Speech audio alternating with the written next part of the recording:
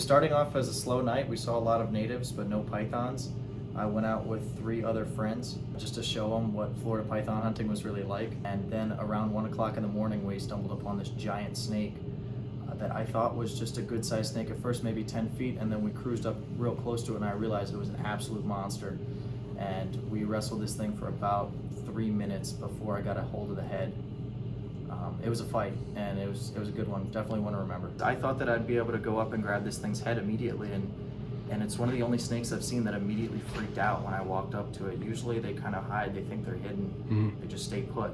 This snake immediately freaked out, and then I realized I needed to grab hold of the tail in order to actually control it. And it was confusion because I thought I was getting myself into a fight with a 10-foot snake, and it ended up being almost 20. It was a chaotic scene for sure. I realized it's the only snake I've ever seen that scared me enough where I just didn't know what to do. At first, I was just held on to the tail and held on for dear life, and then one of my friends tried to take a net and pin its head down. We realized really quickly that was not a winning strategy. And eventually, we got it in a position where it struck at me.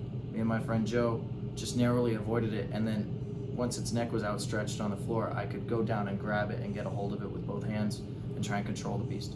These snakes are getting bigger every year. We need to pull these big females out of the ecosystem before they lay more and more eggs every year. But it's really a thrill to see one this big and get it out of the Everglades. Conservancy has been a big help. I knew Ian through meeting by chance in Picayune Strand one day, and so I had his number saved, and I called him up and said, hey, I think we've got the record breaker. I really want you guys to measure this. And the Conservancy has been nothing but helpful to me and Steve in getting this big snake measured and getting it recorded.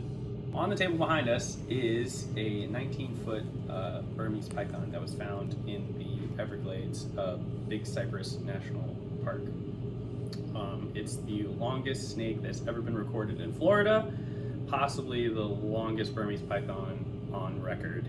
The significance to this is obviously that they're getting huge on whilst eating our native wildlife. So this animal, how many countless of our native wildlife were consumed by this animal in order to get this big?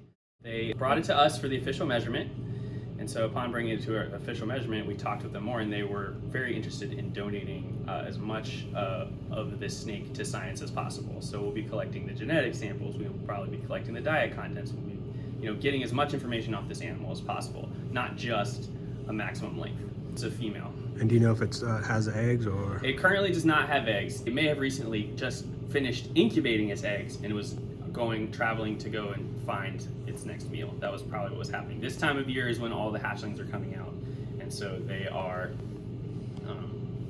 the females are leaving the nests, and that's when these guys are capturing them out at night, crossing the road. This python is an incredibly invasive apex predator here in South Florida.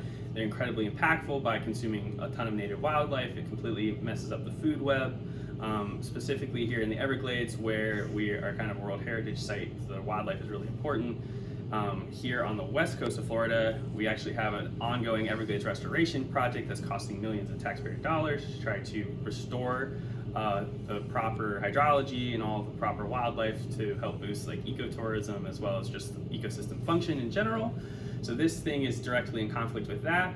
There are many programs across the state that are trying to remove as many of these pythons as possible because we don't actually know how many there are. There could be tens of thousands, there could be hundreds of thousands. The single female python can lay up to 100 eggs, up and over 100 eggs. A snake this size probably laid more than 100 eggs. So the impact is that these things are reproducing at an incredibly rapid rate, and we're just trying to catch up at this point.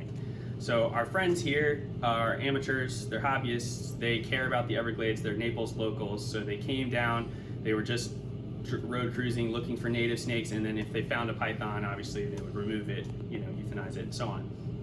And so they found this animal, and through our contacts, they reached out to us and they said, hey, we have this giant snake, we think it might be the biggest python or the longest python ever recorded.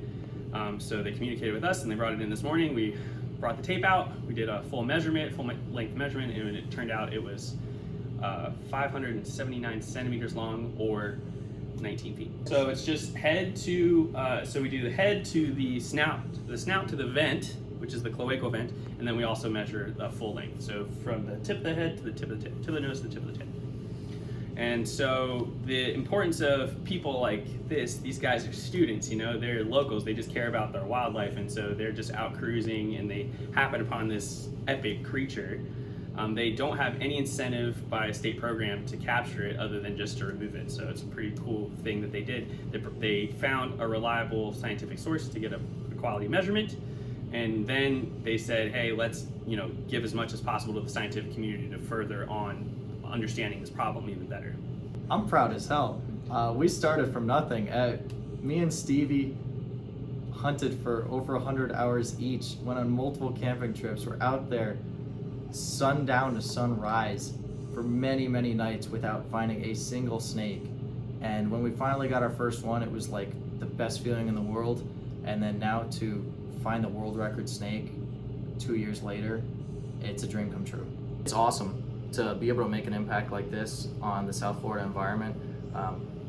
Me and Steve absolutely love this ecosystem and want to preserve it as much as possible. So to be able to say that we are making a difference is really nice.